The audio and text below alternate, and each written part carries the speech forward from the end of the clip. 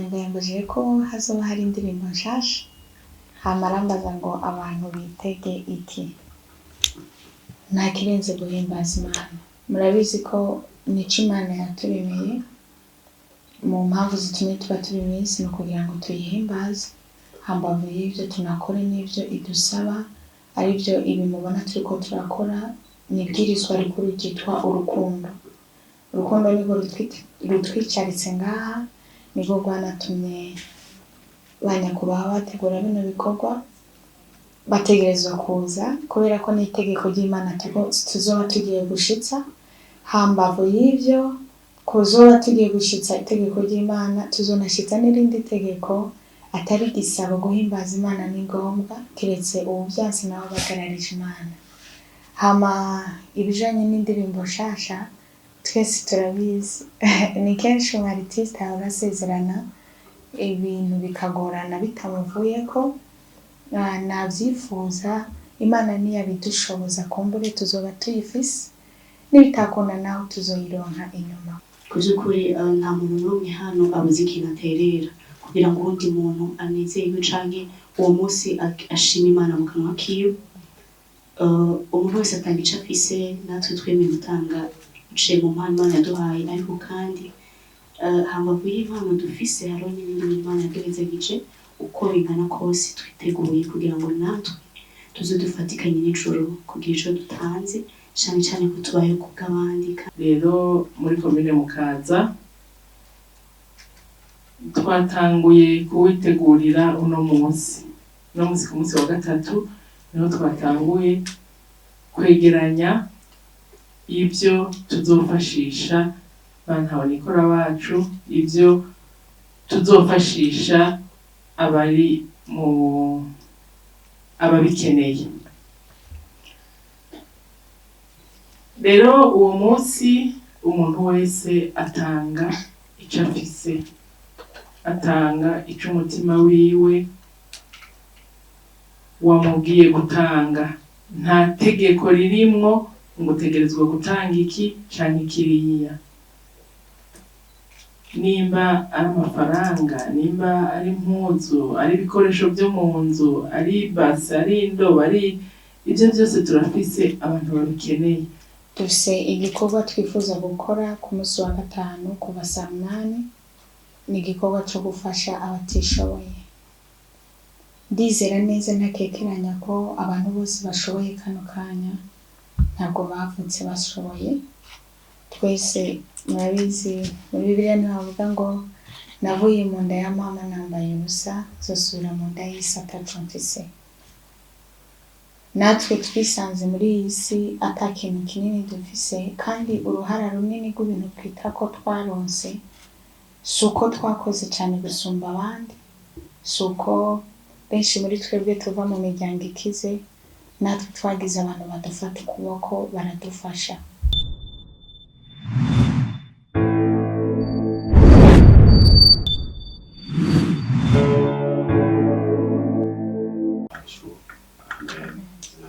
Ego murakoze cane kumpa ijambo.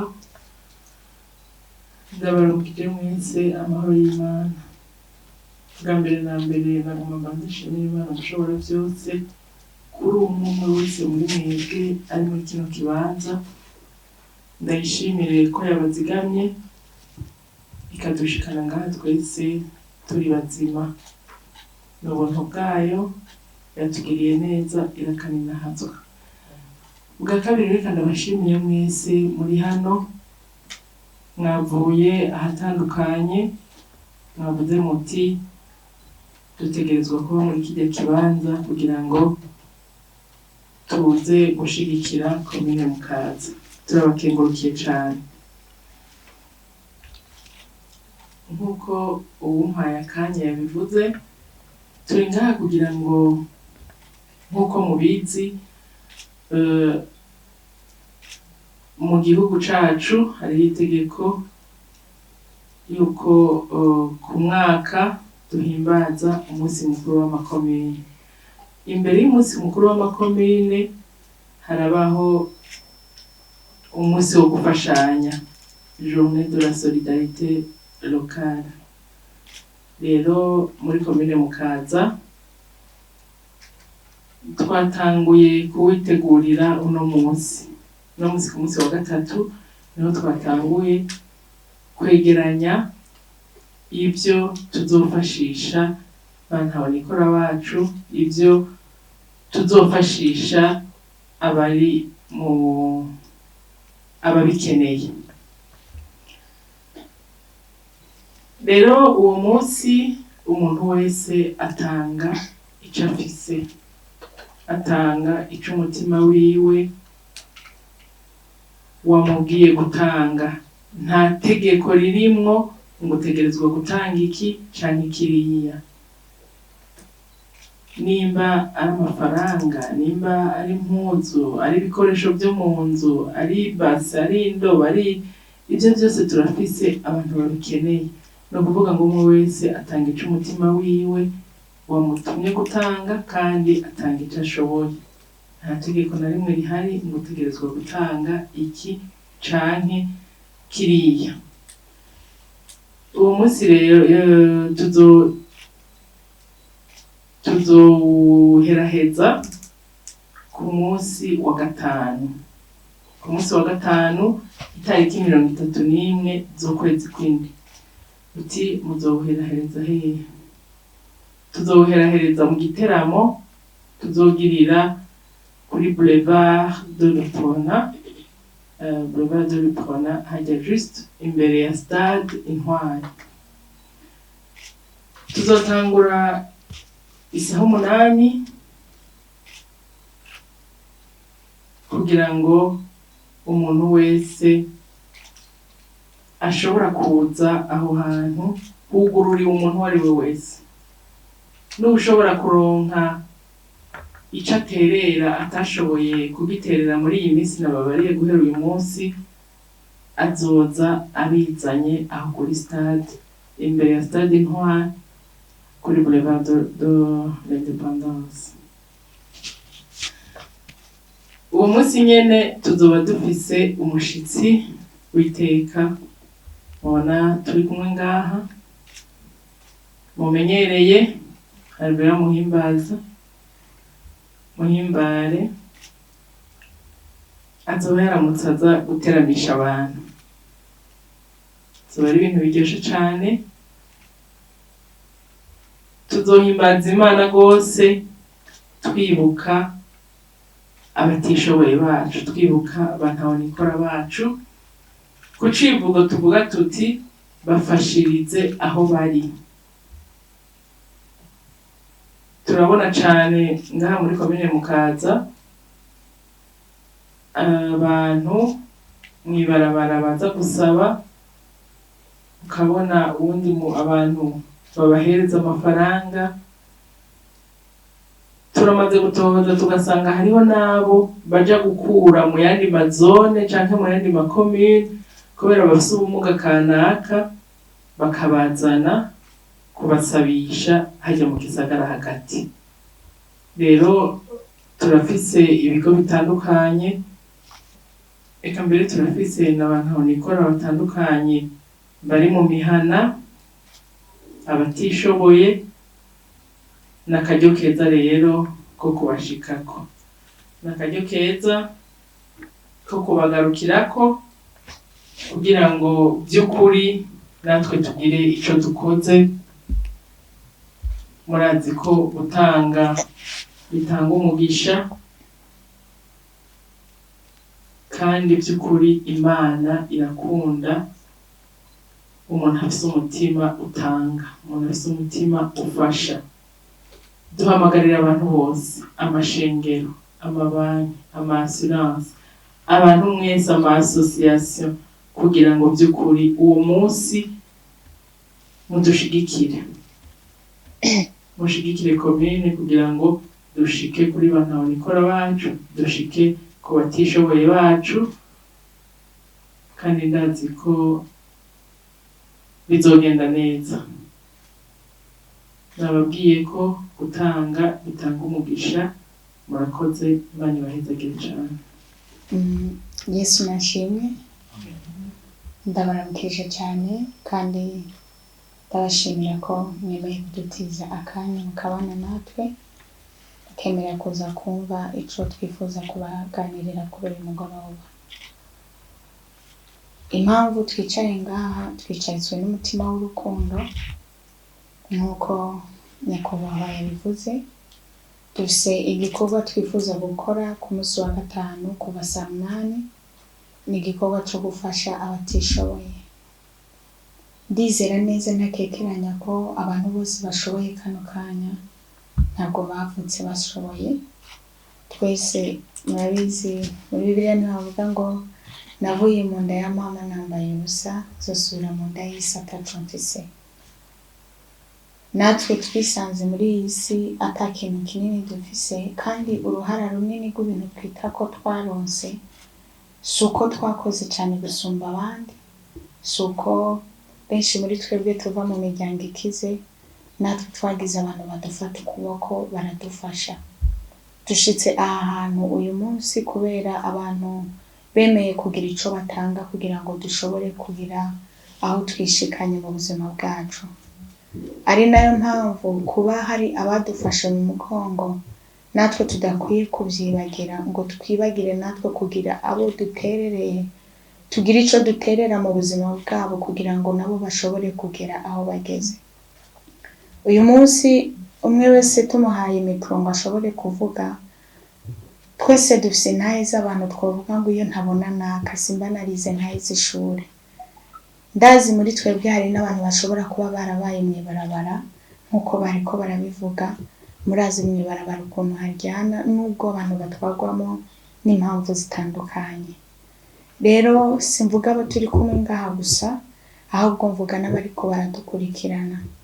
Ni ukuri twese turabizi mu nzu zacu ntituba twibitse ku ikintu kimwe, turisigariza.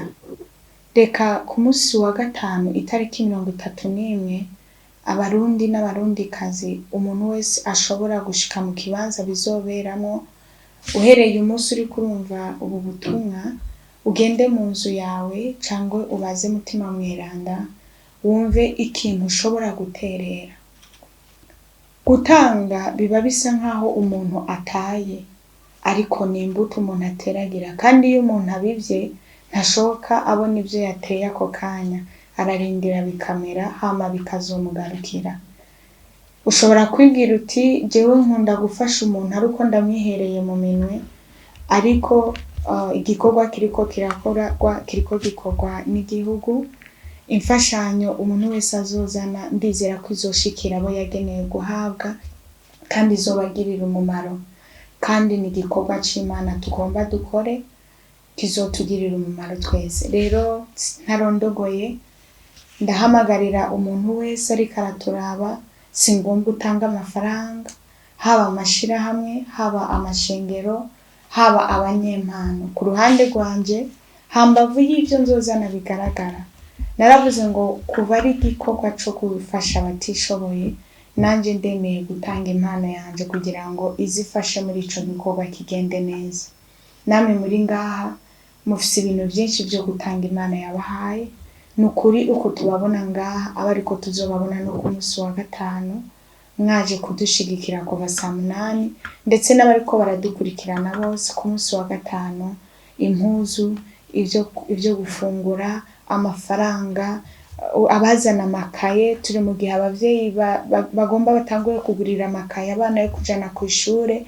Hari abana benshi bari mw'ibarabara bakeneye kwiga ariko babuze ingene bashobora kwiga. Muze mushidukane n'iyonka, muze muzanye izo mfashanyo zanyu kugira ngo dushigikire kino gikorwa. Murakoze, Imana ibahe umugisha. Twababwiye yuko kwinjira ari ku buntu, ariko umuntu wese ico umutima we uzoba wamurongoye gutanga azoza akizanye kugira ngo ashikane ivyo bintu natwe tuvyakire. Kwinjira ni ku buntu. Umunyempano wacu azoba ari hari, azoba ariko arateramisha abantu, kandi bizoba biryoshe cane. Nta muntu dutegeka twizija ngo urazana iki n'iki, ariko twese nukuri tuba tuzi ibintu nkenerwa mu buzima bw'umuntu. turakenera ivyambagwa. Ni ukuvuga ko uzanye ivyambagwa ntaje kuraba vya bindi yaheba, vya bindi vyatabaguritse, oya, uraraba ico nawe woshobora kwambara ukaja mu bantu, kuko nubwo uwo muntu aba ari ntaho nikora, si we aba yaravyigize, kandi nawe aguma ari umuntu, aguma ari ikiremwa c'Imana. Ni ukuvuga iyo mpuzu nawe ubona utoyambara ntuyitange, utange ico ubona nawe ushobora kwambara, ko n'uwagiye kucambara ni umuntu nkatwe. Hama murazi yuko bantu nikora barakenera ibifungurwa bitandukanye, cane cane turasaba nk'abazana ibifungurwa ibitabora. Murazi yuko nk'uko umunyempano yabivuze, turegereje, turi mu buruhuko bw'ici, uburuhuko buheze abana baca batangura amashuri. Turafise abana usanga by'ukuri boja kw'ishuri, ariko kubera uko babayeho, kubera ubukene imiryango yabo iba ifise, adashobora kuronka amakaye. Nayo nyene ni ikintu ciza, ni ukuvuga ngo nibirya twese dukenera mu buzima. Bantaho nikora n'abantu nka twebwe nabivuze, bakenera birya natwe dukenera. Ni ukuvuga ngo umuntu icyo aronse ntaze yitinye, ico arico cose tuzocakira. Murakoze cane. Murakoze. Nitwa Kivudo Jean Patrick, nkaba nkorera isamirizi iririmba, hanyuma n'ikinyamakuru ku giti canje. Nagira mbere gato y'inkunganira uriya mbere yuko mbaza, kumbure ko bivanye n'ingene usanga ahandi babikora, ugasanga noneho rero habayemo ubujagari bwinshi. Mugabo reka twizere ko iki ari cyo mu muji, tugisabira bose ku Mana kugira nikize kigaragaremo ubwo bunenge, kuko vyoba bitameze neza. Ariko cacishamo nibariza nti, ku rutonde rw'abantu mwifuza kuzofasha bangana gute, kugira amazone agize commune, buri zone irafise intonde z'abantu aho nikora. Hanyuma kandi turafise n'amarerero, turafise abatamakazi usanga bari mu mihana mugabo ataco bashoboye kwihereza, turafise imfuvyi n'abapfakazi, dufise imigwi myinshi. Murakoze cane. Yego, Joy nitwa Koko, nkorera ku kinyamakuru ca Koko Empire. Nahise ikibazo, hariho mu babanyi, hariho abantu bakunda kuza kudusaba, bakavuga ati twebwe twatwawe n'amazi mu Gatumba, sinzi bakavuga iyo bavuye mu Gatunguru ngo tubafashe na leta irabazi. Ikibazo canje, tuzoze turareka kubibaha tubibika barimwo muri abo, ku buryo umwaka uheze tubitwara tukabahera rimwe, canke ntibari muri abo? Muba mubazi bose, donc abo babazi canke nibo babazi, twovyifatamwo gute? Murakoze cane.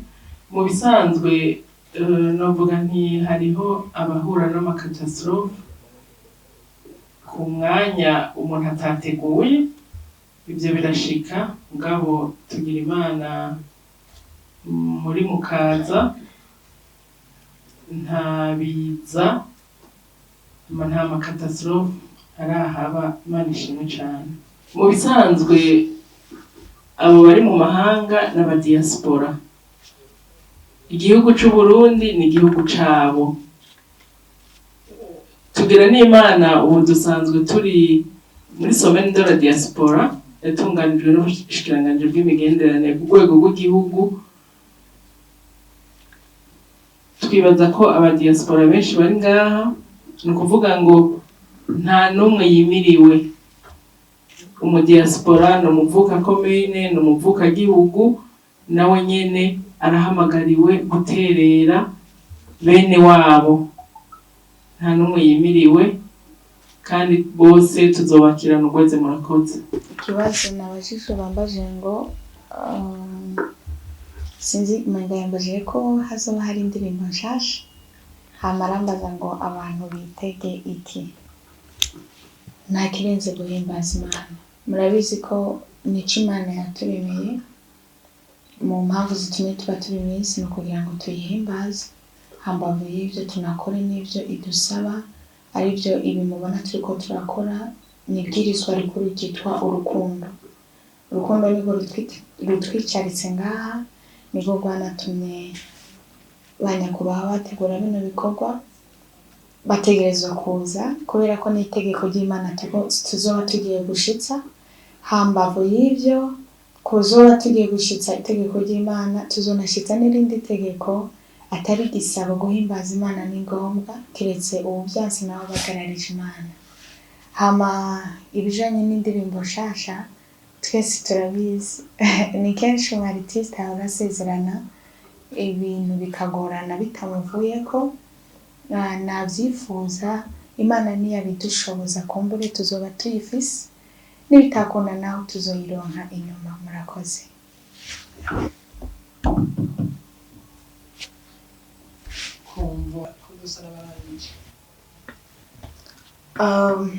Muratubabarira ubu kubikozemo byatewe nuko murabizi amadeplasement ya kino gihe aragoye. Ubundi nawe twari kuba turi kumwe ngaha, no muririmbyi mpimbazamanana we akaba ari umwe mu bemeye kugira ico baterereye muri iki gikorwa kizoba itariki 31 ku munsi wa gatanu.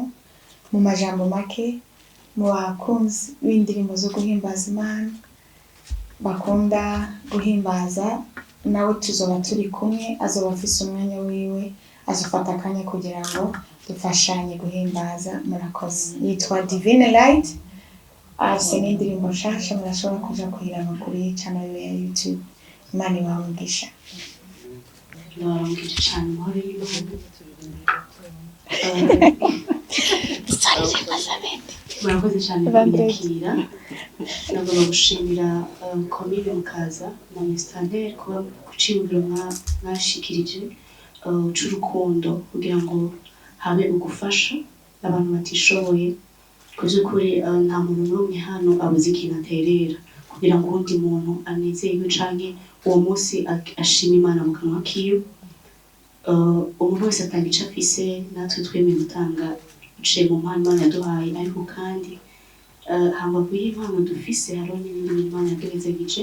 Uko bingana kose twiteguye kugira ngo natwe tuze dufatikanye n'ijuru kugira ico dutanze, cane cane ko tubayeho kubw'abandi, kandi umugisha dufise twawuhawe kugira ngo abandi bashikirwe. N'ivyo mwarahezagiwe. Murakoze cane. Kuri uwo munsi wa gatanu uzoturyohereza urubanza, nibaza ko mwese mumuzi, nabone n'umunyempano yitwa Kigingi. Murakoze.